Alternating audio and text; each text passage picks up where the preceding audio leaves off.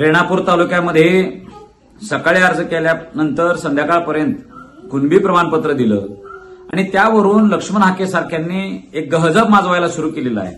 आता बघा, महाराष्ट्रातलं आरक्षण संपलं, ओबीसीचं आरक्षण संपलेलं आहे, 12 बलुतेदारांच्यावर अन्याय सुरू होणार आहे. ज्या शोषणकर्त्या जमातीच्या विरोधात हे आरक्षण असते, राज्यकर्त्यांच्या विरोधात हे आरक्षण असते, असं डेंगा पिटायला चालू केलेलं लक्ष्मणराव, अरे लक्षात तू एक सांग, 12 बलुतेदार, आलुतेदार, कुणबी, शेतकरी, हे गावगाडा तुला गावगाडा किती माहिती आहे रे?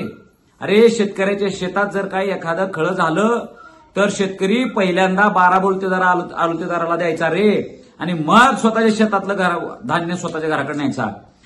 जर पिकलं जास्त तर गाडीचा हेल लावू कडबा द्यायचा दुसऱ्या समाजाच्या माणसाला रे. लक्षात. अरे आणि सुतार लोहार सुद्धा पैसे घेतल्याशिवाय काम करीत नव्हते असं नव्हतं. अरे हे सुतार असेल, लोहार असेल, नाभिक असेल, कुंभार असेल, वर्षभर सेवा द्यायचे आणि गावातल्या सगळ्या शेतकऱ्यांच्याकडनं त्यांचे बोलवता त्यांनी घ्यायचे रे.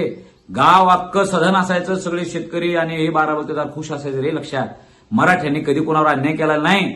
अरे गावगाड्यात, मंदिरात असेल, कशात असेल, चावडीत असेल, कधी मराठ्याला मंदिरात प्रवेश मिळाला आणि 12 बलुतेदाराला मिळाला ना असं नाही. आम्ही भजनात सुद्धा एकत्र बसणारे लोक आहे रे. लक्षात. तुझ्या मनात तुला विष पेरायचं मराठवाड्यामध्ये आणि कुणबी प्रमाणपत्र मिळवलं म्हणून तुला सगळ्या लोकांना आरोपीच्या पिंजऱ्यात उभा करायचा. तुझं राजकारण चालणार नाही रे. लक्षात. तुला बाहेर काढलेला रे बाबा. ओबीसीने तुला लात मारून तुझ्यापासून लोकांनी तुला बाहेर काढलाय. तू विष पेरालायस म्हणून. सुधर. राज्यकर्ते जमात. अरे तिसरे मुख्यमंत्री ह्या राज्याचे ओबीसी मधले रे. लक्षात. सलग सगळ्यात जास्त मुख्यमंत्री पदावर राहणारे तुलाही माहिती आहे की ना रे ओबीसी होते. मराठ्याचा मुख्यमंत्री झालेला त्याला 2-2 वर्ष 3-3 वर्ष असे सर्व्हिस मिळाल्या रे. लक्षात. त्यांनी संख्येनं अरे एका देवेंद्र फडणवीसांची कार्यकर्ते आणि शरद पवार साहेबांनी 4 वेळा मुख्यमंत्रीपद हे सुद्धा बरोबर होत नाही रे. केवळ मुख्यमंत्री झाले म्हणून, केवळ मंत्री झाले म्हणून मराठा समाजाला पुढारले म्हणणार असाल तर देशाचा पंतप्रधान आता नरेंद्र मोदी ओबीसी आहेत.